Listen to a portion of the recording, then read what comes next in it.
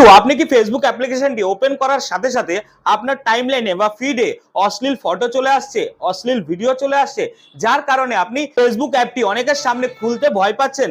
তাহলে আজ আপনার জন্য কিন্তু এই ভিডিওটা এমন একটি সেটিংস আপনাকে দেখিয়ে দেব, যে সেটিংসটি আপনি অন করার সাথে সাথে কিন্তু আপনার ফিডে বা টাইমলাইনে সেক্সুয়াল কন্টেন্ট, সেন্সিটিভ কন্টেন্ট এই সমস্ত কিছু কিন্তু আর শো করবে না। তাহলে চলুন সেটিংটা দেখে নেওয়া যাক। বন্ধু, আপনি প্রথমে ফেসবুক অ্যাপ্লিকেশনটিকে ওপেন করবেন।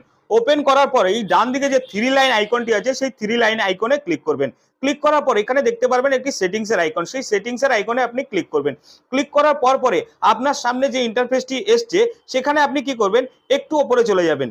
গিয়ে এখানে দেখতে পারবেন কন্টেন্ট প্রেফারেন্স নামে একটি অপশন রয়েছে, সেই কন্টেন্ট প্রেফারেন্সে আপনি ক্লিক করবেন। ক্লিক করার সাথে সাথে আপনি এখানে দেখতে পাবেন সেনসিটিভ কন্টেন্ট নামে একটি অপশন রয়েছে, সেই সেনসিটিভ কন্টেন্টে আপনি ক্লিক করবেন। ক্লিক করার পর এখানে দেখুন দুটো অপশন আপনাকে শো করবে, আপনি শো লেসে এখানে ক্লিক করে সেভ করে দেবেন। সেভ করে দিলেই কিন্তু আপনার সামনে কোনো রকম সেক্সুয়াল কন্টেন্ট এবং সেনসিটিভ কন্টেন্ট শো করবে না।